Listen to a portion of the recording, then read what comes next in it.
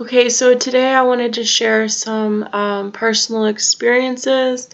I feel like a lot of people will relate to maybe some of my personal experiences, and I'll just let the universe talk through me and channel it through, and hopefully everything will come with divine order and divine timing. So welcome to my channel. Hopefully lately I'll be getting into a routine of posting personal experiences at least every day or every other day and sharing what I've been through so I can help you to push through your resistance and to grow to your highest potential and to be the best version of yourself. Just like Ralph Smart always says, best version of yourself. I love that. It's so beautiful. So I kind of just want to start with, I guess, when in my childhood and where I've came from and my drug addiction. I'll just work my way through a couple things. Whatever's supposed to come out today is what's supposed to come out today. So I'm just going to close my eyes and ask the universe what I want to channel in today and see what comes through. And thank you for watching and thank you for being here. Every one of you, whoever is watching, you guys are all beautiful, and don't let your thoughts control you, but become who you want to become, and you can do anything in the world, and you can be anyone in the world.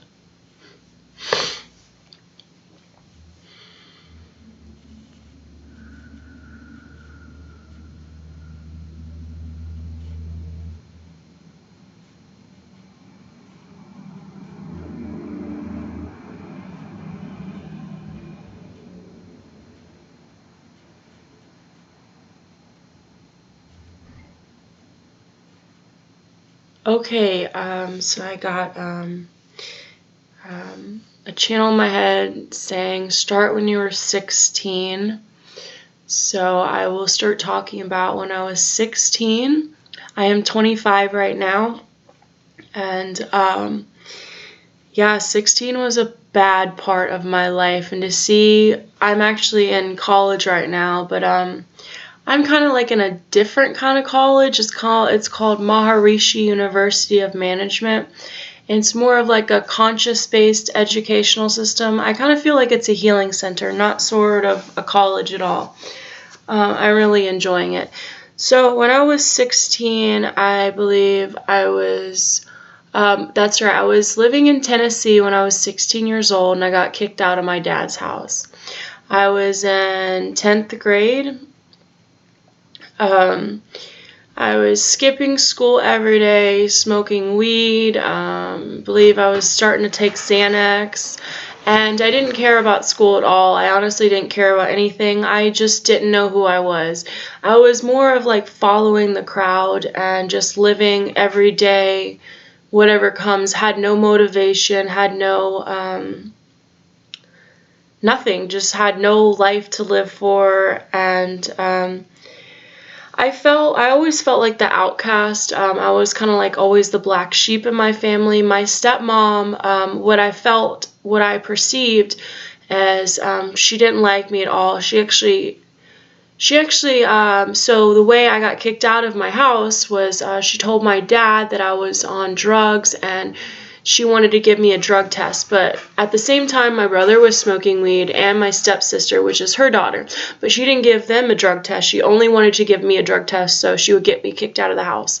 And that's exactly what happened. I was 16 years old, and I failed for marijuana, and she said I failed for some pills. I asked her to see the drug test. She never let me see the drug test. She just didn't like me, I guess. So I got kicked out of the house when I was 16, and I didn't have anywhere to go, so my dad calls my mom. My mom lives in Florida. So my mom drove all the way up from Florida to come pick me up.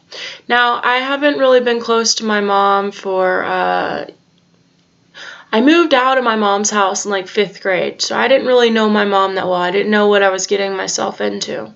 So my mom comes and picks me up when I was 16 years old, and we drive the car all the way back to Florida, and this is where I could say hell started for me.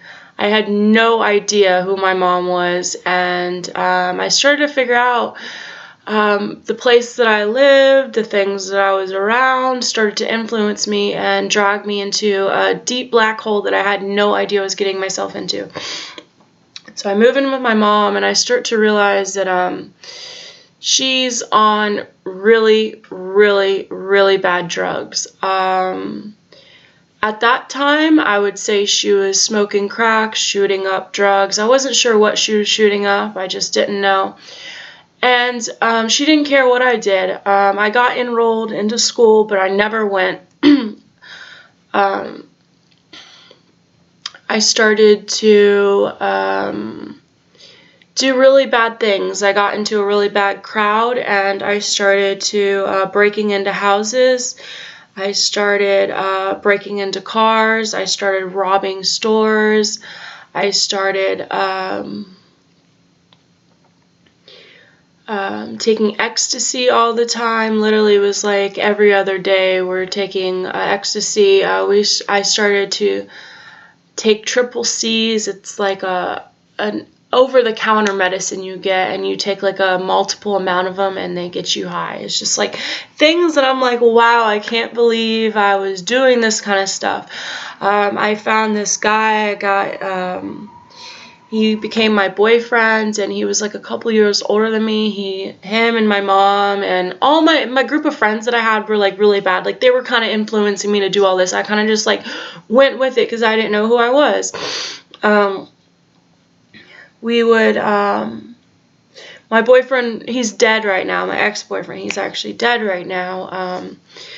He actually overdosed on heroin like 3 or 4 years ago. But he was like the love of my life. At least that's what I thought. I kind of just followed the lead of that. And I honestly never thought I would get out of that. And I see myself in such a prosperous place right now, because over the time of doing all that, then I got sent to rehab when I was 17 years old till I was 18 years old. My grandparents actually paid for it. I couldn't. I begged my dad, like after like about a year living with my mom. I was like completely just like, after a year of doing all this crazy stuff, I got into actually smoking blues. Blues are Roxy's prescription pills. I was smoking blues. I was doing ecstasy every day. I was smoking cigarettes. I was never going to school. I was breaking into houses, breaking into cars, just like things that I look back now, I'm like, holy crap. My house that I lived in was pretty much a dope house. Drug addicts would come in and out of it all day long with my mom. I left for a little bit and came back, and there's just needles everywhere. You'd find crack, gangsters in and out the house all the time. It was just a really bad environment. So I asked my dad if I could move back in with him. At this time, he moved to Georgia, so he was like, I don't know what made him say yes, but I'm very thankful. I moved in with him, and about 6 months to being there, I got addicted to Adderall, and I lost like 30, 40 pounds. I looked really gross. I was skipping school still all the time. I got pulled over, and I got a DWI, driving while under the influence of being high. So I got sent to rehab after that. My grandparents actually paid for it, and I went to this, like, I would call it like a cult school. It was very fucked up school. It was like an all girls, out in the middle of Florida, all girls institution. There was probably like 30, 40 girls there, and we lived on a farm, and it was just very strict rules. None of us could talk to each other. We had to like learn to get up another level. It was very Christian. They made you pray. They made you do this. It was just it was an evil institution.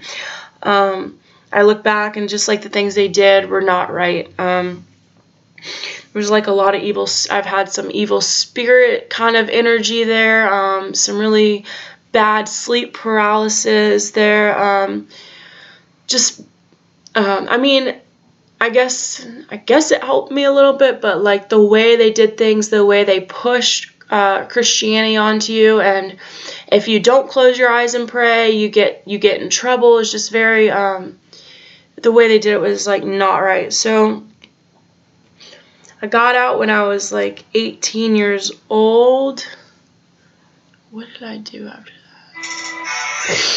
that? Oh yeah, I moved back to Sarasota with my mom. I don't think my dad wanted me to live with him anymore. I've lived on and off with my grandparents.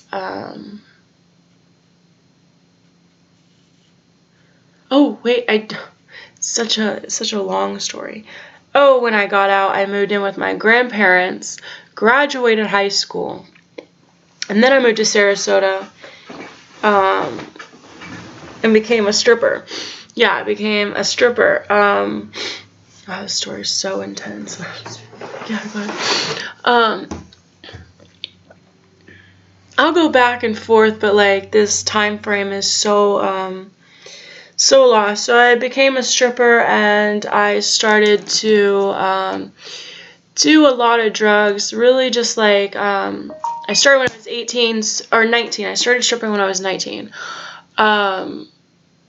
I would just drink a lot because I didn't know how to handle it. I just became a stripper, and I started drinking a lot. Then I started taking Xanax, and every single day I would have to take at least 2 or 3 Xanax while drinking all the time. I could not go to work unless I was fucked up. And then I'd barely make any money because I didn't even know who I was. I was just like really fucked up. I overdosed, I think, when I was 19 years old at the strip club, and I almost died there. They said I took like 6 Xanax bars and drank a whole bottle of Fireball. And I woke up in the hospital. My manager saved me. He said that I was choking and convulsing on my puke. I don't remember it at all. And I got fired from the strip club that night, so I decided to go try to find another strip club. I didn't even think about, like, I was like, oh, I overdosed, whatever, I didn't even care. Like, that's how fucked up I was in the head. Like, I was just like, okay, on to the next strip club. Where can I get more drugs? What can I do? So yeah, I started to I found another strip club, got fired from that one for doing too many, for being always so fucked up on Xanax and drinking way too much and just like completely out of it. I think I moved back to Lakeland for a little bit, got a job at a strip club up there, and that's when I started to smoke meth. God, how did I even get into that? That was the first time I started to smoke meth with my friend. Ugh. But anyways, I don't judge myself because I feel like if you've been through a lot of hurt, pain, and suffering, you're going to literally fly. You know, it's like when you've lived in hell and you understand what hell feels like and you get out of that and you know that that's not who you are anymore. And some reason, you know, my soul just had to experience like that stuff. I mean, it gets a lot worse, but just saying I had to experience all that stuff to realize that that's not who I am, and I can share these experiences to let people know that you have hope and you can become anyone you want, and you don't have to be stuck in those environments and play the victim. I played the victim for so many years, making like everyone else feel bad for me, and like none of this drug stuff was my problem, and actually it was all my problem. It was my free will and my choice, which I'm so happy that I did go through it, because I don't think I would be this strong of a person right now and learning how to transmute all of that suffering and pain from all those past hurts. Because what happens is like okay, it's like invisible energy, but when all this trauma happens to you, it's kind of like it builds up on you and it creates more blockages within yourself, to the point where you don't even like, it's completely formed a whole different reality for you, and you have to, and so like you in the present moment now, say you have all these hurts and you haven't released all this suffering and all this pain from all your past trauma. So every experience that happens right now, you reflect it on your past trauma, and that's why you still can't have a good relationship. You still are not in the right space and time. You still are circling patterns of your past experiences because you're not being aware or not recognizing that those past experiences are triggering your present moment. But once you become aware of the things that are triggering your present moment, you can become aware, recognize, accept those, and release them. And that's when you start transmuting your past and turning it into, you could say, positive. I mean, nothing's negative or positive, it's all on the same scale. You just have to transmute that to a higher vibration, a higher frequency, because you're just living in a low vibration, a low frequency when suffering and pain and hurt and fear are holding you down. So recognizing it, so don't be scared that you've been through all this stuff, and it could be like a whole nother form of suffering and pain. I was actually abused when I was a kid as well, when I was a little kid, sexually abused too. So I've had a lot of different things, and my mom, that's really hurt me that she's been a drug addict her whole life. And my dad, he's not doing so well either right now. I'm not on drugs, but just money situation, so I have all these little different situations, and I have held on to them for so life, blaming everyone else for me being a victim, when truly no one is to be a victim but yourself. And that's the hardest thing, to step back and to be like, okay, I was wrong, okay? It is no one else's fault but myself, and that's okay. And once you come to that conclusion and let go and just start to let go, nothing happens overnight. And the process is actually beautiful, because once you start to allow yourself to feel your pain and suffering, because we're always trying to resist, even our thoughts, we want to resist because we're scared, we fear these things, we fear living this life forever, so we kind of just resist it and pretend like nothing's happening when we're just living a lie. So coming to conclusion about that and accepting who you are is, it's being vulnerable, and a lot of people are scared to be vulnerable. A lot of people are scared to let their mask down, and that's why they kind of just walk around life playing the victim role and being angry in life and thinking that they can't change their life, and blaming everything on everyone else. Yeah, I'm trying to think what to say. I hope that's making sense so far.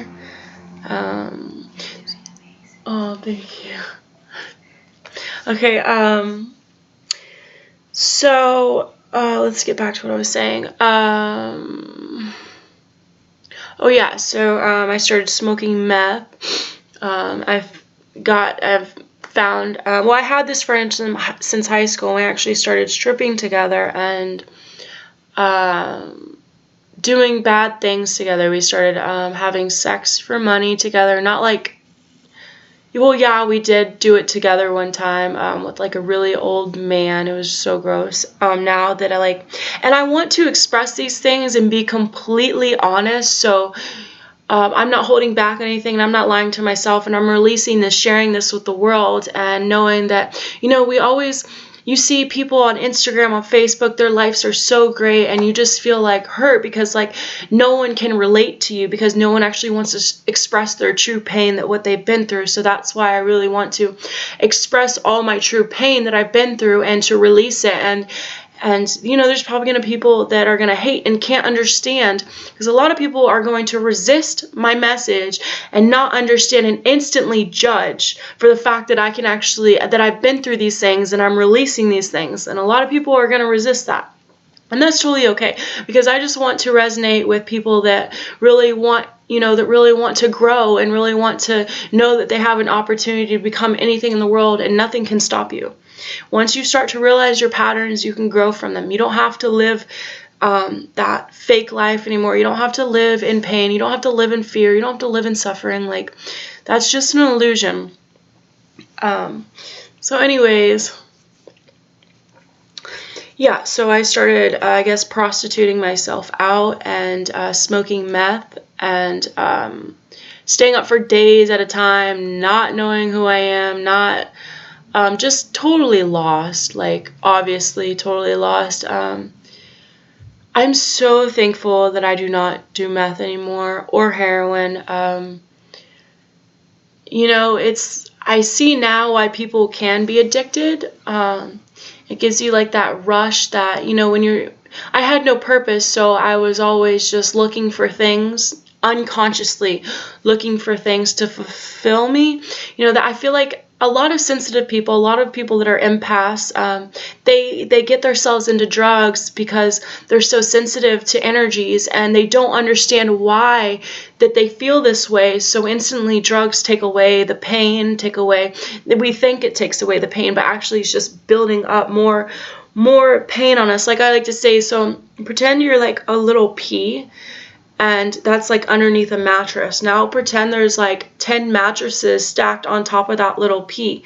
You have to peel back each mattress, and those mattresses are very heavy. So, they say like we have to ascend to the highest, we have to be a light body, and we have to peel away each mattress. And it's not going to be hard to peel away each mattress, because that would be just kind of like following the drugs and stuff like that. You could say that's the easy path, even though like becoming your higher self is the easiest path, but we've got stuck in these patterns. We're now just doing drugs and just ignoring and not listening and forgetting that we have all this suffering and pain, and not being aware that we're living these cycles or these patterns that are just not doing any good, but only causing us more pain. It's kind of easier, because we've been doing that our whole lives, to jump out of that cycle and to jump into this new beautiful rebirth of ourselves. Is very it can be a very hard struggle at first, because you're trying to now figure out who you are, because you've been abandoning your soul for so long.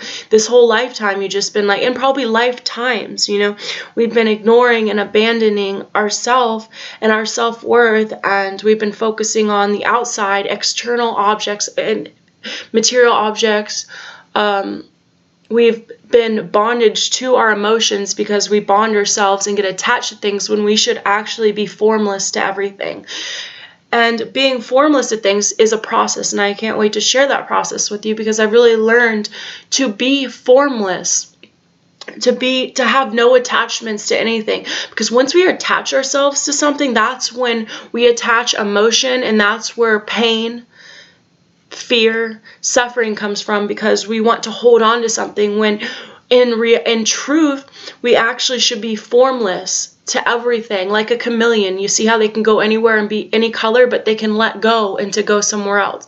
I guess that's maybe a good analogy, just like allowing yourself to flow with yourself and not get attached. Just like relationships, you see all these horrible relationships, people are getting abused and go right back into the relationship, because they have a fear of letting go. For some reason, they think that they can't have anything better. They're literally just like allowing themselves to live on that frequency, and they think that they can't raise their frequency. They're matching that reflection, and they won't let themselves go to that reflection. But that reflection is actually not who they are. They actually belong up here, but they think that they're only allowed to be down here. And once you get out of that cycle and you recognize that you don't deserve this, a lot of people are scared to start a new relationship. They hold an attachment, they hold an emotion, and the emotion is actually not more of like an emotion that serves you. They're holding a negative emotion towards each other. I don't like to use negative and positive, but you get what I'm saying. Like you're holding a lower frequency, like you're attached. You somehow, some way, your lower self is attached to their lower self, and you seem to can't let go of that bondage. So that's why, and once you realize that you can be formless and have the best relationship in the world, is when you find a partner that can be formless too and loves their self. You have to love yourself. We're always trying to be in a relationship because we want to fill some void within ourselves. But the only person that can actually fill that void is yourself. And people get really scared of being alone, but actually in reality, you're never alone. You always have like angels watching after you. It's just, spirit guides, angels, ancestors. It's just we forget because we're not listening to our intuition in our heart.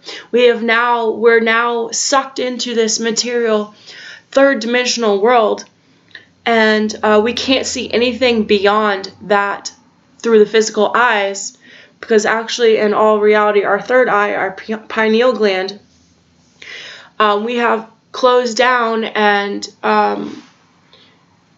And society, not society, but I guess you could say, I don't want to say the government, but like there's a lot of like evil, I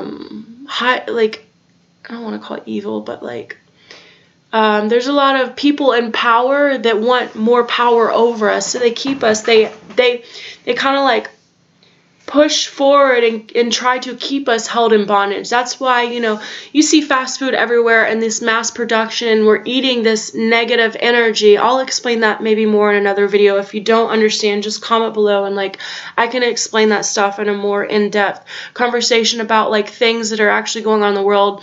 Just like toothpaste, I always get fluoride free. Fluoride is actually really bad for your body, and they actually put that in the water too. You're drinking fluoride, they're putting it in your toothpaste, and they do that for a reason, because your pineal gland is like it's like your third eye. It's like an eye that you can't physically see, but it's the eye to the higher realms. It's the eye to your higher self. So the fluoride, this is just one of the examples. Fluoride really helps to close it down, to fog it up, kind of like brain fog. So that's why they put it in your water. That's why they put it in your toothpaste. It's just like there's all kinds of little things like that. So you want to get like fluoride free, and you want to always get like alkaline 9.5 pH water. Always something to a water filter to filter out that fluoride and stuff. It really does make a difference. Juicing, eating raw fruits and vegetables, eating, just a vegan diet, if you want to start with a vegetarian diet, to really like cleanse your body, because all these fast food, all this junk food, you go in the supermarket and you see the aisle outside of all the aisles, there's like one big aisle where they have meat, fruits and vegetables. Then just past that is just factory made food. It's just aisles and aisles and aisles and aisles and aisles of junk food. Now, we all know that junk food is not good for us, and some of us just want to ignore the fact that actually that stuff is killing you, causing dis-ease in your body, disease, causing heart attacks, causing brain cancer, causing tumors, causing every kind of disease you want to think of. ADHD, all these things are man-made. Like that's why we need to wake up and realize that we can actually heal ourselves by eating the right things, eating fruits and vegetables, starting with affirmations, healthy minds.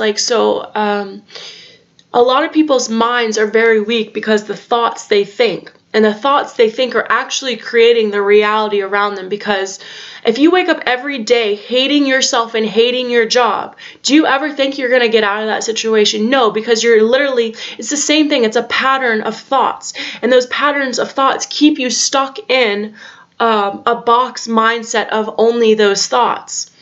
Just like religion, I don't like to bring up religion. Everyone has their own, you can believe your own thing. I'm just spiritual. But religion has kept you, they don't want you to look out, and they don't want you to search for anything else, to read any other thing. They only want you to read this, and this is the word. Why do you think they don't want you to go explore on your own? Why do you think they don't want you to think outside the box? Why do you think they only tell you this is what it is and this is it? And if you look outside, you are going to hell. That's just crazy. Like, they tell you you're going to go to hell, so they keep you in a mindset of fear. They keep you trapped through fear, through telling you you will go to hell if you believe this, if you believe that. That's not how God is at all. God is a love, kind, gentle, beautiful human being. Beautiful, powerful, whatever he is, I believe he's nature, the universe, just like everything in one. He is everything. He's just everything interconnected. He's just beautiful. He is not sending anyone to hell. Hell is the way you live in your mind. If you live in hell through your mind right now, that means you're living in hell for eternity in your mind. The only thing that keeps you trapped is your mind. Your mind is not who you are. Your heart is who you are. And we get lost and we think that these thoughts that we're thinking are who we are. So then we're living in an imprisonment of the mind. And that's where you live in your own hell, because you can't escape the thoughts that are actually drowning you. So we'll work on talking about all that stuff and like getting deep into like how to release those thoughts. And to start out, you need to wake up and start saying affirmations like, I am beautiful, I am powerful, I am loving, I am kind. Like, look in the mirror and tell yourself how beautiful you are, and be thankful for all the suffering and pain you've been through, because without that suffering and pain, you wouldn't be the person you are now. And if you're still going through that suffering and pain, that's okay. Just accept it. And now it's time to know that that's not who you are, and your heart is. Let's see here. I feel like that's enough for tonight or today. So yeah, I'm gonna try to post another one tomorrow and the next day and the next day, and I'm just gonna keep on striving to be the best version of myself, and I want everyone else to keep on striving to be the best person, and just know that you're worthy and you're beautiful, and you can overcome anything in the world. All right, have a good day.